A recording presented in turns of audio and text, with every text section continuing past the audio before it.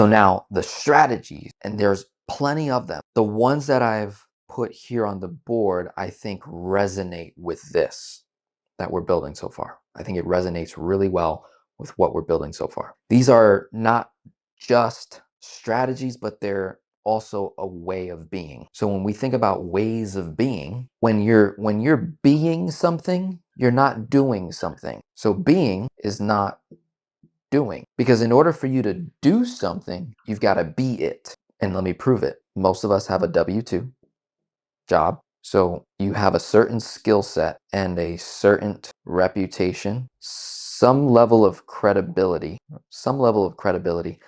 that got you hired at this W-2.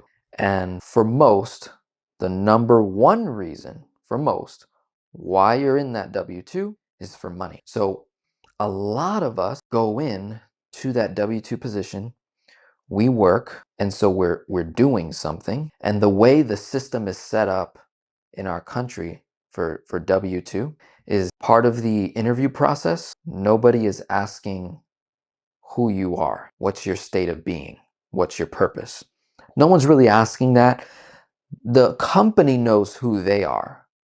The company knows who they're being, and they need to find the right skill sets, the right reputation, the right credibility of other people to leverage the doing. And that is the transaction that occurs. Simple. And this isn't throwing W-2 positions under the bus. It's not what I'm doing here. What I am saying is the way you went into this is how most of you do life, with relationships, friendships. A lot of us are doing before being. And so if all you do is do in life without being, the final result is you're a pretender. So many of us are pretending to be something we're not, or to do things we don't want to really do, all for this money. And the funny part about money is we invented it. We as human beings, we invented money, and we spend our entire lives chasing something we invented. Isn't that weird? So again, if you can realize what's happening in your life and the goals that you want to achieve, you want to build wealth, you want to pay off debt so you can be in a better place, right? Have freedom, all this stuff. We have to take a close look and see, where are we pretending and just doing things? And all I want to do is spend a little bit of time. So far, I'm 30 minutes into this video, and I believe I've made my point. In about 30 minutes or less, I believe I made my point. And so if I can spend 30 minutes to an hour with each and every one of you on a one-to-one basis over a period of time, or you spend it with someone that is a professional, someone that's not necessarily a close friend or close family member, someone that's a professional that loves doing this, that loves working through this, then we're going to be able to explore this state of being that you're supposed to be in. Because once you're being it, which is your values, your beliefs, your mission, and your purpose, once you're being that, the doing comes with ease. The doing becomes joy. So now you do things for joy, and guess what? There's no compromise. There's no losing. There's no trade-off on the money. Because I would argue, when you're operating out of joy, money follows with it. Money's like a way of keeping score, in a sense. But having joy in being who you are and doing that at the highest level of service, the transaction for human beings, people on this planet, the result, the product, there's going to be some form of financial transaction that occurs. And there's many ways that can happen. All right. So now giving you the frameworks and the steps, what our focus and attention should be on. Let's now assume all of us are there. Let's assume everyone's there. So we got Chris in the house, definitely wanted to change for sure. So that's confirming a point I made earlier. Paul, money doesn't come with instructions. Follow Denzel's instructions. Love it, Paul. Thank you for that. Okay, beautiful. Let's assume everyone in here and those catching the replay, let's say you watched, you're 30 minutes in, you're dialed in, you're focused, and now 40 plus people in the house. Let's say you're dialed in. Let's assume you know what your values are, you know what your beliefs are, you know what mission you're on, you know what your purpose is, you have a strong foundation. I'd say an 8 or higher, say maybe 7, 8 or higher foundation, strong. Now we're going to get into the strategy part, which is the execution of it. Now we can execute because we're convicted. Like anything we touch now is going to turn into gold. It's going to be successful. Some things to consider. You don't have to do every single one of these things. You do have to do some of them in order to have this acceleration that can occur in your life. So culture change. I put that first because what you have to realize when you truly decide to not only pay off debt, become debt free, build wealth, serve at the highest level. When you decide to do that, you have to, I'm going to make you aware of something that I would say over 95%, maybe even upwards of 99%, but I'm going to be generous and say 95% of people on the planet have not truly made that decision yet, have not gone through this process yet. 95%, I would argue, have not made that decision, which now puts you in a minority category in a positive way.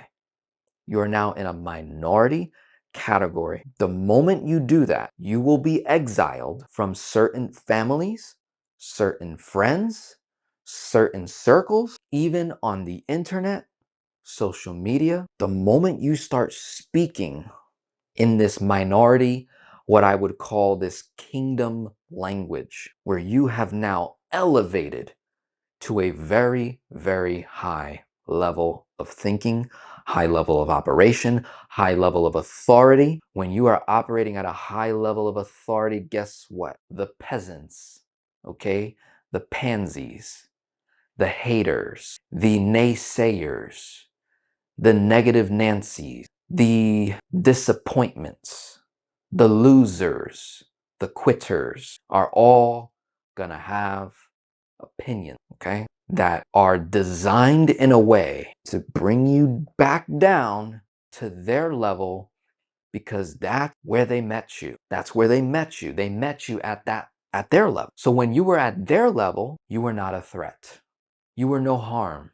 You were an equal to them. But the moment you decided to culturally shift your household, husband and wife, kids, the environment, literally your energy, your aura, I walk into your household, smells different, smells like kingdom in here, smells like peace, smells like wealth, smells like honor, smells like glory, smells like authority, smells like someone knows what the hell they're doing in here. And when you invite people into your space that don't know who they are, that are still doing in the red pill manosphere community, they would call those people the people who are stuck in the matrix, right? Those are the blue pill people.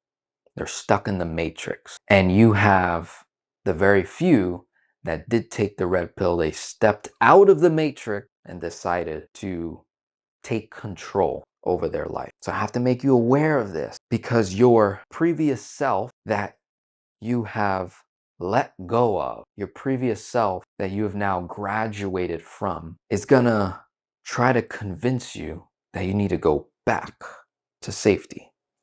Because over here in the 5%, in the minority community, it is not safe. It is dangerous. It's the jungle. It's scary. It's risky. It's all this stuff. It's a scam. It's too good to be true. It's all this stuff. I'm letting you know in advance, it's none of those things. It's risky to your former self. It's purpose to your current self. It's drive to your current self. It's peace. It's freedom to your current self. And you're going to chase after it with every breath you take. And you're going to be humble and you're going to be graceful and you're going to be generous and abundant in the process. And that's just what it is. So a cultural change, I'm gonna use like small things that can lead to huge transformational experiences. Small things. A cultural change in your household could simply be that you maximize your clothing until there are holes in the clothing. Say your shirt, jeans, shoes, yes, even the socks, right? You're culturally shifting from looking at the most expensive brands to looking at quality of life, intention. Does this shirt, does this pair of jeans, does these shoes actually benefit my health? And for some, they might go a little bit higher in value, might go down. It's not necessarily based off of reducing.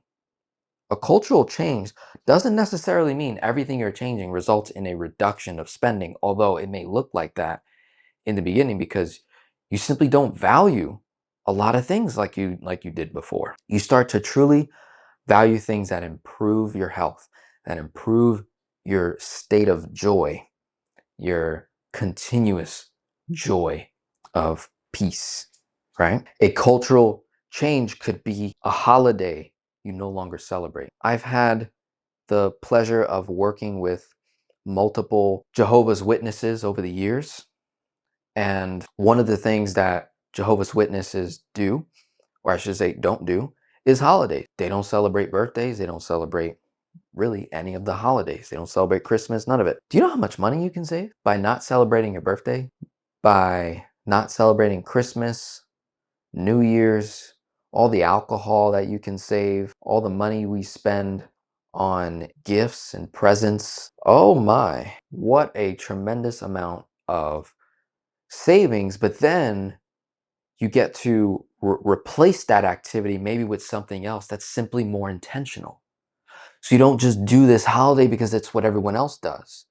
Now you actually, maybe you don't fully drop the holiday and do nothing on that day. Maybe you simply plan something with your family and friends, with the people that you love, and you go experience something together. Maybe you have a Bible study.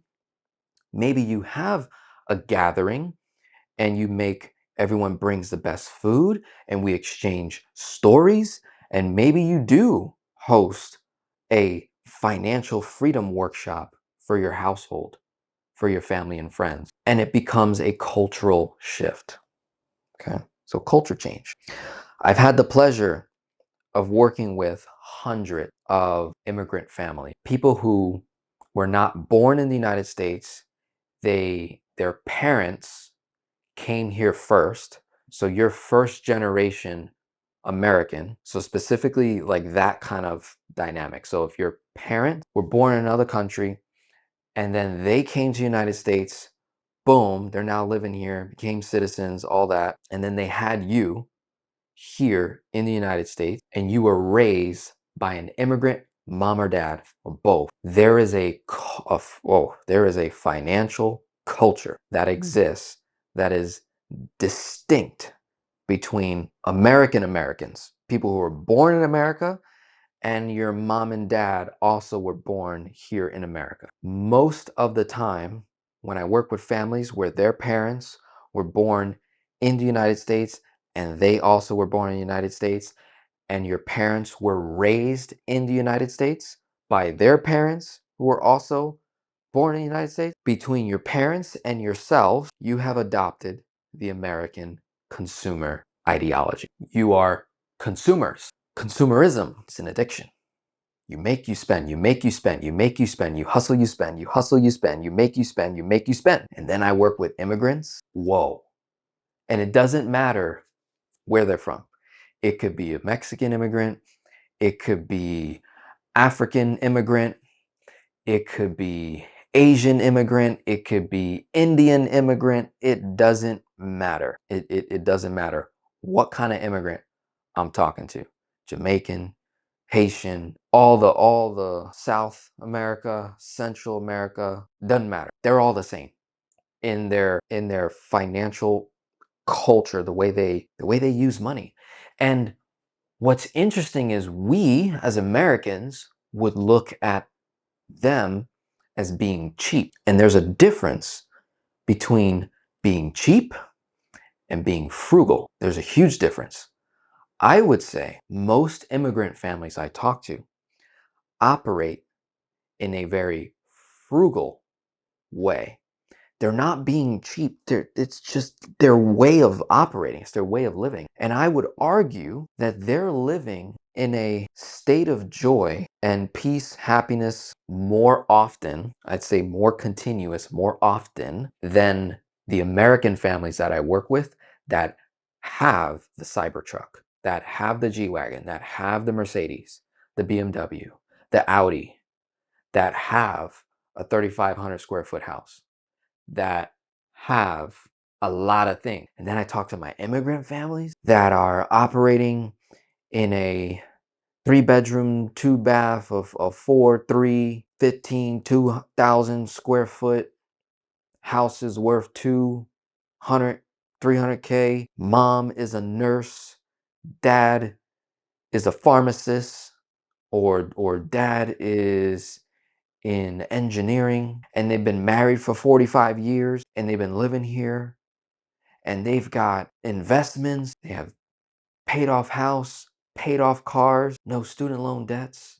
They're in their mid 50s, they're about to retire, and I get to work with them. And it's like, it's more of like they already have a very strong foundation. They have strong values, they have strong beliefs, they have strong roots in their household. And so we're able to often skip over the personal development quite a bit. And really the strategies help affirm their existing foundation. It just helps elevate. So that I get to work with them because they're like, what's this? What's that? How does life insurance work? How does this Roth IRA work? How does, like, they don't know none of that. A lot of immigrants have no idea like what a standard qualified retirement account is and how that works. So I get to be the person that's blessed enough to go into that family, observe how they operate their living expense, how they manage their debt, how they manage their inflows and outflows. And it's like they already have part of their living expenses is savings, investments, but they just need help accelerating it, just multiplying, because they're like, they don't know. They don't know how to invest. They don't know how to where to save more efficiently. So I start just plugging and playing. And it's like I don't even have to fight for cash flow. I don't have to look for cash flow. It's all there. It's awesome. It's amazing. And when you take a deeper dive and you see how they live, and you start to see, okay, so they shop at the local farmers market, they go to the local grocery stores, so if they're Indian, they go to their Indian markets, the little, the corner supermarket stores. They get their fruits and vegetables for 50%, 75% cheaper than if you go to Publix, Whole Foods, and any other ones. Then when you look at how they celebrate certain holidays, yeah, maybe it's 2 gifts per person, tops, 3, if that. Versus you go to my house, come to the finance geek house. What? The way I used to grow up, picture a living room, any kind of living room. Think of your own living room in your own house. You got the tree, you can't even see the tree with the amount of gifts that we put up. That's how crazy it is. And you come to the Finance Geek house, we do lots of presents, lots and lots and lots. Like it's a competition, okay? Imagine that every year for 20, 30, 40 years, just presents upon presents. And then the way it works for me is, December 25th, boom, Christmas, and then January 4th comes up. That's my birthday, so it's like double. Sometimes, my family got savvy with it. We just kind of just pack it all either during Christmas, and then we do like a little something for my birthday, or sometimes it was both. So it's like presents and presents on top of presents, right? And then you got all the other holidays that come with it. Whereas you hang out with immigrant family, and they're just so efficient. They're not trying to be efficient. They're just efficient. So they're not wasting food. Immigrant families, when I look at their grocery shopping and how much they spend, I'm like, okay, they know how to portion. I can easily tell. If you're a family of 4, and I'll look at an immigrant family of 4, they're like 700 or less a month, 700 or 800 or less. Finance Geek house, come to my house, easy. 2, my wife and I, we can easily, I can put up 700 in a month. Groceries, just the 2 of us, easy, easy. And so immigrant family, very efficient with their money and how they operate. And then I'll walk with American family of 4, $1,500 a month. And then the excuse a lot of them say is, oh, organic, Denzel. It's organic, right? I talk to the immigrant families and I'm like, talk to me.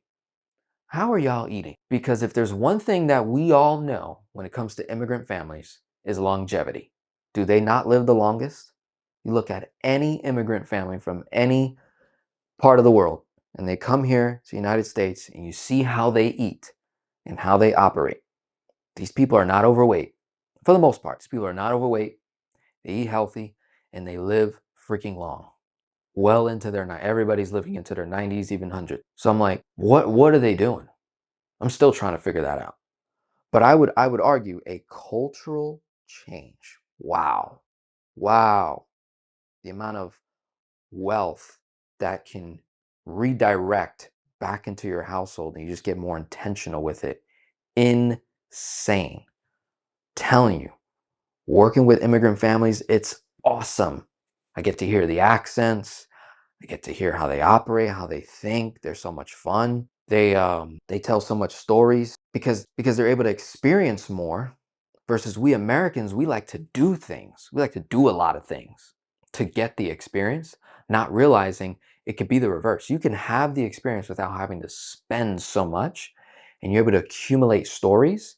And when you can accumulate stories and memories, you're able to live off those memories and stories and share it with friends and family over a very inexpensive meal or dinner or setting, time, place. And again, you just find yourself organically recovering cash flow. It doesn't have to feel like you're scrimping, scrapping, coming up with a budget plan, all these things that I think create a mentality of cheapness. And what I want to go for is intentional living, frugal, I would throw that in there, intentional living, and you're able to build off those things as well to hit the things that you actually want. So, cultural change, that's a big one. I'll spend less time on everything else because it's like quick. So, the next thing is a no spend year. Shout out to Layla and her YouTube channel, someone that I've been doing a little bit of content with recently. So, I'll have some content coming out. I heard it from her on her YouTube channel. She did a no spend year, I want to say during COVID, which was like super smart. I think everybody spent less money during 2020 and 2021, but that was like forced versus hers was intentional. And what a no spend year looks like is you just simply not spending money on anything you don't need. Imagine that. Imagine you go through your entire finances.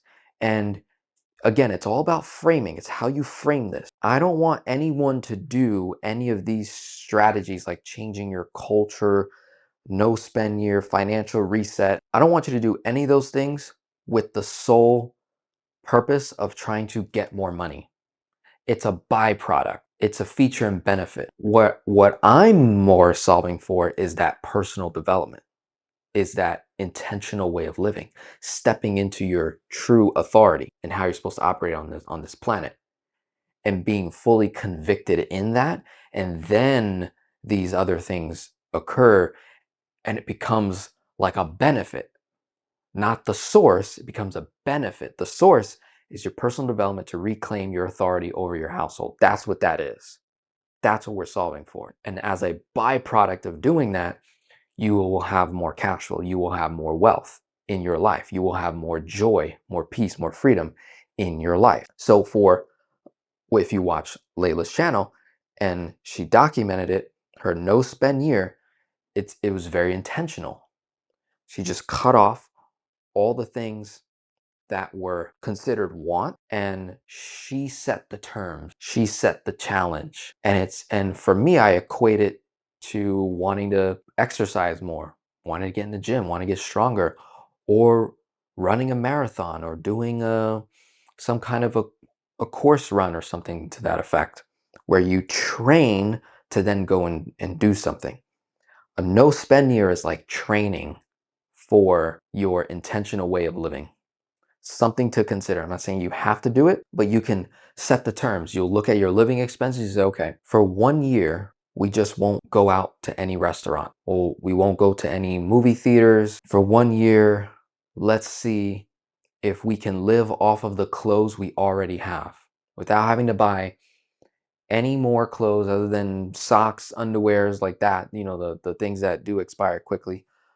But like, can we live off of the shoes and the outfits that we currently have from January 1st all the way to December 31st? How much money would you guys save? How much money would your household save if you set that challenge for yourself? And hey, guess what? Let's say you break 8 months into it. Congratulations. High five. Recognize that you've been living a certain way for 30, 45 years, and you're going to have this sudden gradual shift. Understand you're going to have that pullback occur. Your former self is going to be wanting to pull you back out of that new way of living. So have that awareness. I'm letting you know now. So a no spending year is really, really cool. So then a financial reset. We have, similar to a no spend year, the way I view a financial reset is potentially stopping all things that I'm currently doing with my money, and I'm going to implement new things that I believe will accelerate my progress. That could be something like hiring a financial coach. That could be tracking your money for the first time. So every week or every month, you're going to set time in your schedule, 60 minutes every pay period. Every time you get paid, we're going to sit for 60 minutes and you're going to track where every dollar is going. Maybe you're going to go from budgeting money to stop budgeting because you realize budgeting doesn't work for your household. So you stop and you implement something different. A financial reset could mean I'm no longer going to invest in things that I've already been investing in. I'm going to stop contributing to all these retirement accounts and the 401ks, and I'm going to cut it all off temporarily to reset the body, to reset the financial household. So a financial reset, I would argue, could take about 3 to 6 months to actually fully implement. And then it would be like, that's your new way of living now. So a financial reset involves the part one of personally developing yourself. And a financial reset could involve you like cutting everything off. So I've had some clients do this where they were, max contributing to the qualified retirement accounts. They were investing money over here with this, and money's going in here in real estate, and they're trying to pay off debt over here, and they're sitting over here, and they got money going everywhere, delegating. They have no control. They don't know what their fees are. They don't know what their cost of investing is. They don't know their numbers. And so we go into this whole redirection of cash flow. We just temporarily cut everything off to see how much money do we truly have to work with. We'll even reset tithing, figure out giving.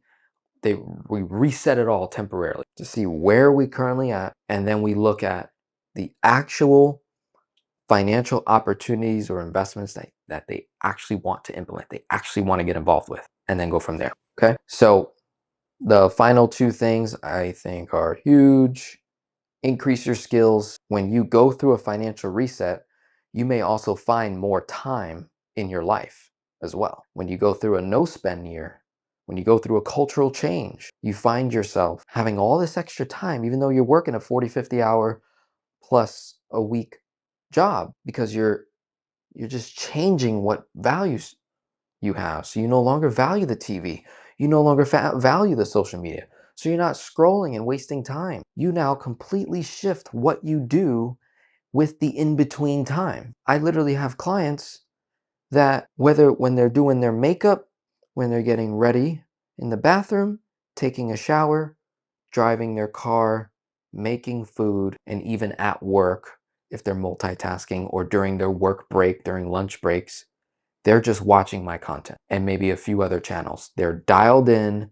They are absorbing knowledge and information and wisdom. They're reading books that I recommend to them. They're just super, super dialed in, and they're finding so much value in that, so much joy in just doing that. And then it becomes a culture. It goes past a habit. It just becomes a way of being, not a do this, do that, do this, do that. I'm just going to be this person. moving forward because I like this person more. I like this person that can read a book all the way through. I like this person that can sit through a masterclass like this and not get bored because I know, like, my former self had trouble reading a book all the way through, and I still do today. And listening through a long podcast setup, hour and a half, 2 hours, to really let my thoughts flourish. So doing this with you, let me tell you, I get so much value out of doing things like this because I'm at the same time challenging my own thoughts and processes and how I formulate these ideas and how I speak it, how I articulate it in such a way to then have the energy to complete the rest of my day. When I make content like this, when I'm speaking to you guys over the phone, trust me, it is fuel for my life. Making content and talking to people like Paul and Jesus and Chris and Jerry and who else is in here? Carlos and Andrew. When I get to talk to people like you guys, I'm telling you, it's fuel for my body. It is literal fuel. I would equate it to literally eating my 3 meals a day. It is like when I eat my meals, I get the protein, I get the nutrients that I need, and I drink the water, and I'm good. But then I get spirit filled. Holy Spirit fills me when I'm creating content like this and when I'm talking to you guys over the phone. Again, way of being. So the final two, increasing your skills, doing something like this, having a whiteboard session with yourself. You know, you could buy an easel, you could buy a simple whiteboard, and you can just set up a camera, your phone, and just start hearing yourself talk. Hear yourself articulate your ideas. Listen to yourself back. Why did I go high pitch in that moment? Oh, I seem to get real hot right here. I seem to get real excited when I get to this point. When you replay your own words back, like I would think that is a wonderful exercise everyone should do. Buy yourself an easel, simple whiteboard, get your phone. I don't care if you got to stack books up or whatever, get a simple, easy tripod and just record yourself talking. You don't ever have to post it. Just record yourself talking about your values and beliefs, your mission, your purpose.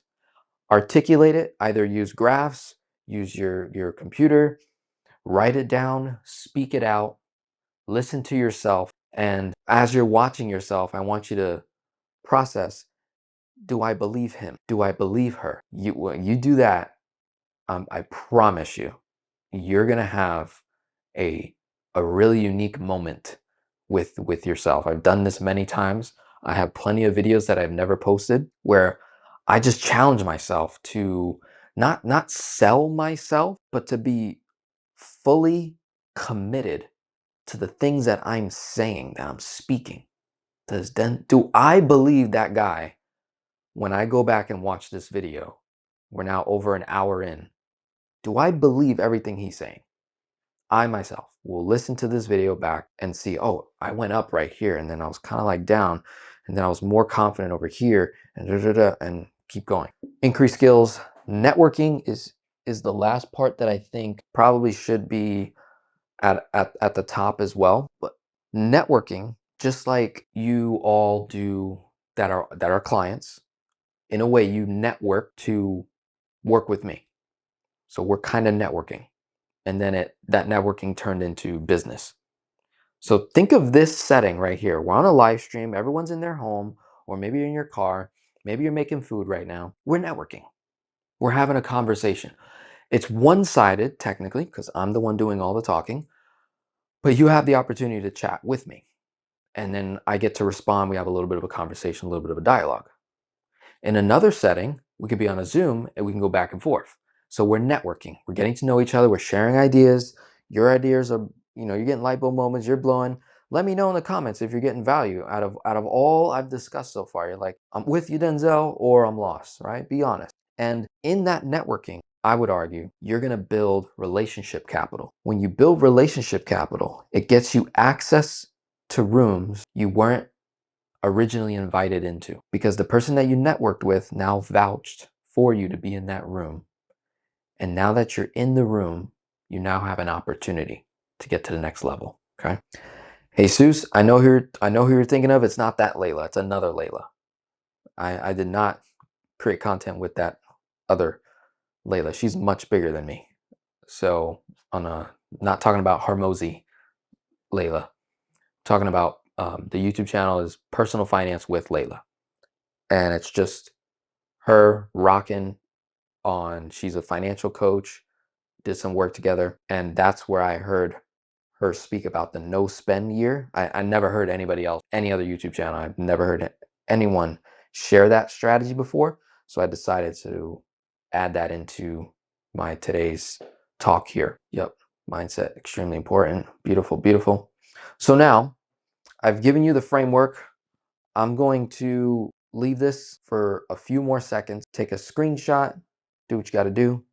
I'm going to delete everything on here, and then we're gonna do a case study implementing this, and we're gonna do some Q&A as well. If you have questions, now's the time to comment. It could be totally off topic. That's fine. If you got a specific question you're working on, you're trying to find a specific bank, you need me to give a little more information on something, let me know in the comments. You know how I am. I literally go through all the comments when I'm on a live stream, try to answer all of them before I end the live stream. So now what you're gonna see me do is you're just gonna see me work now. Now, some of you that are not clients and maybe you're on the fence, you're thinking about working with me one-to-one, I think this will be really helpful for you to just see how I operate and how I think and how I work with folks. I think this will really help.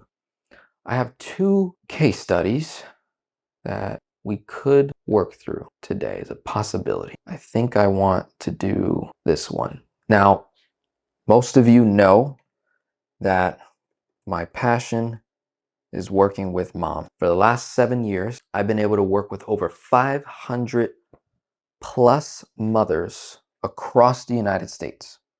500 plus. Sometimes it's just the mom. Sometimes it's mom and dad, husband and wife together that I'm working with. Sometimes it's like a double. Sometimes I'm working with mom, and then mom has a daughter who's a mom, and I'm working with her. Or sometimes I'm working with mom who has a mom that's still alive, and I'm working with that mom and mom. So moms has just been my passion since day one. First client was my mom, and been able to help her achieve a lot of things. And I figured, well, if I can help her, maybe there's other moms out there I could help. And then go figure, in the financial community, nobody targets mom. So then I was like, the whole market is mine, essentially. So for the last 7 years, literally still to this day, I don't have really like any competition. There's no competition, right? I'm not fighting for business to work with moms. They're like just finding me on the internet through other channels.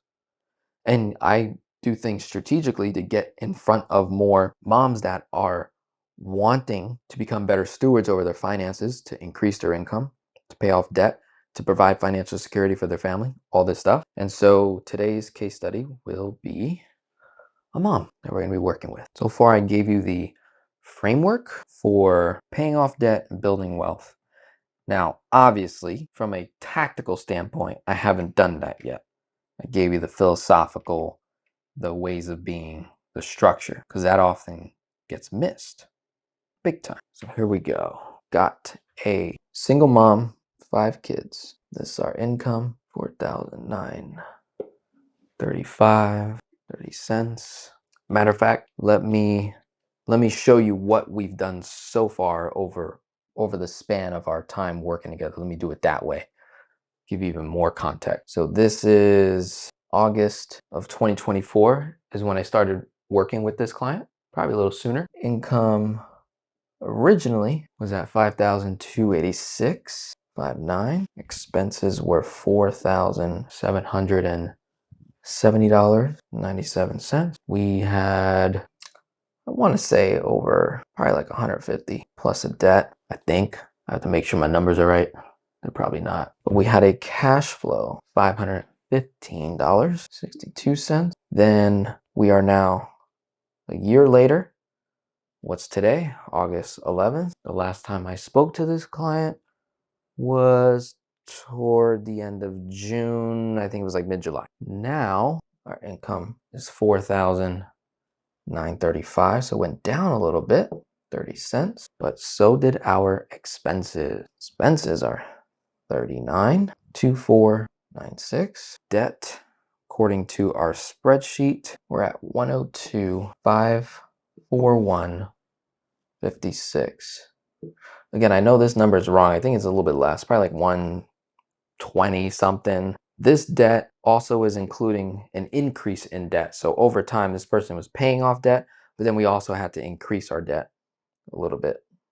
Circumstances that happens. But our cash flow has hit over $1,000, which is awesome. We've had an increase in cash flow, decrease in expenses, and what this person has been really focusing a lot on is their mindset.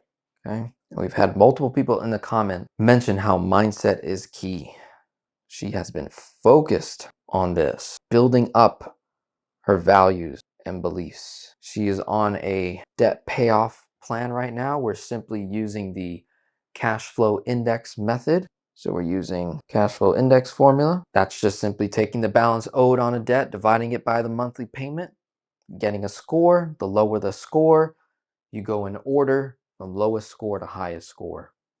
Once you get above 50, you get to decide whether you want to pay that off or not. Cash flow index focuses on cash flow accumulation as that trying to be the fastest method. In addition to her mindset, increasing that, one of the critical moves that she made was she hired a financial coach despite being in a pretty low cash flow position. Now, for as little as just $50 a month is what we're operating off now. We were at a higher payment initially. We dropped that down, something she could afford, and we're working together. We're making it happen. That is a huge step. Accountability, okay? Accountability, support. Major mindset shift that occurs when you truly decide, okay, I'm going to bring somebody in to this household, a professional, and we're going to brainstorm and we're going to put the time and the commitment to make this happen. So this person is rocking and rolling. They have long-term goals, and I'm going to kind of share some of them. So they do have a property. So we've got some consumer debt. We have property debt. So let's do this one. $69,623.24. Mortgage payment, $866.21, 3.88%. And that is one mortgage. We have a car, $3,759. Monthly payment, $154.60, 4.49%. That's one car. I have a second car as well. So I know she drives one, and then daughter has a car as well. So this is an example of a mom that I'm working with, and then one of her kids is also a mom. So I'm like indirectly helping, everyone pretty much. But I predominantly work with mom. So this is another car, 5.74%. And then we have some student loan debt, credit card debt. So I'll just summarize it. Credit card debt of about $10,400. And then we've got student loans just under $3K, not too much left there. That's only costing us like $50 at like 4%.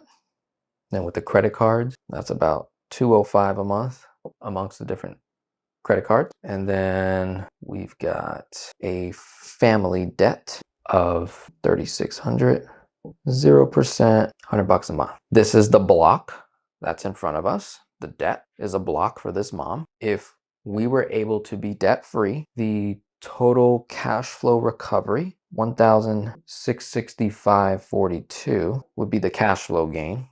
If we could pay all this off, that would be the cash flow. On top of the cash flow I already have, 1,000, 10, 34. Then on top of that, so from this expense number, we have implemented a profit first strategy as well. Another mindset move. Profit first is when you pay yourself before you even spend money, you save money. So every month she is intentionally saving $400 a month, and that's going into emergency fund. So from a debt payoff standpoint and then total cash flow, when it's all said and done, let's see where we're at. So we got about $3,000 a month that we could recapture and be back in control of. So this is the debt payoff side of things. What are we currently doing right now? Again, cash flow index formula. So we are focusing on eliminating some of the credit card debt. There's one specific card that we owe $8,815.42. So $8,815.42. Monthly payment $133. And so we're taking that cash flow plus that $133 and we're just packing it on the card as of now. There is an additional strategy, as you know, if you're a frequent on this YouTube channel, that we could probably do velocity banking with that credit card by running some of her bills on that card, reducing the interest costs on a monthly basis, getting some points and cash back, all that good stuff. That's wonderful if you are disciplined and can commit to it. Sometimes when I work with folks, they're not able to do it, either for just comprehension, hard to get, takes a little bit long, something happens, life happens, throws them off, they find themselves increasing the credit card debt instead of decreasing it. So whenever I see that in households, I just tell them, look, it's not worth trying a strategy when there's all this risk attached to it if we don't fully get it and we don't have the committed framework and foundation to execute that strategy.